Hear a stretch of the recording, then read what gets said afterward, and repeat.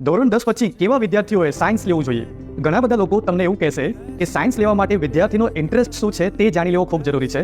પણ ધ્યાનથી સાંભળો, ઇન્ટરેસ્ટ કોને ના હોઈ શકે. હવે તમે માનો કે સાયન્સ નથી ભણ્યા, તેમ છતાં હું તમને જો જીવન વિજ્ઞાનની વાતો કરું, લાઈફ વિશે સમજાવું, નેચર કેવી રીતે કામ કરે છે એને હું ફિઝિક્સના પ્રિન્સિપલથી તમને સમજાવું, કેમિસ્ટ્રી વિશેની થોડી ઘણી માહિતી તમારી સાથે જ્યારે હું શેર કરતો હોય તો તમને એ ખૂબ જ ઇન્ટરેસ્ટિંગ લાગશે સમજવામાં અને સાંભળવામાં. એટલે ઇન્ટરેસ્ટ તો દરેક માણસને હોઈ શકે જો એને સારી રીતે સમજાવવામાં આવતું હોય તો, અને ઇન્ટરેસ્ટ ના હોય તો એને કેળવી પણ શકાય. પણ સાયન્સ હંમેશા એવા સ્ટુડન્ટે લેવું જોઈએ જે સ્ટુડન્ટની કેપેબિલિટી કન્સિસ્ટન્ટલી અને લોંગ ટર્મ વર્ક કરવાની કેપેબિલિટી જેમની હોય એમને સાયન્સ લેવું જોઈએ. જે વિદ્યાર્થી 3 થી 4 કલાકના કોચિંગ બાદ ઘરે આવીને 3 થી 4 કલાકનું બીજું પોતાનું નોટ્સ મેકિંગ અને ડેલીનું પ્રેક્ટિસ અને રિવિઝન અને રીડિંગ કરી શકતો હોય, અને આ કામ જે વિદ્યાર્થી 2 વર્ષ સુધી સતત કરવા માટે કટિબદ્ધ હોય, એવા જ વિદ્યાર્થીએ સાયન્સ લેવું જોઈએ. ભલે પછી એના 65% 10માં હશે તો પણ એ વિદ્યાર્થી સારું કરી જશે. અને 90% લાવનારો સ્ટુડન્ટ પણ જો એક્ઝામના આગલા દિવસે કે 1 મહિના પહેલા વાંચવાની વૃત્તિવાળો હશે તો આવા સ્ટુડન્ટને સાયન્સમાં તકલીફ પડવાના 100% ચાન્સીસ છે.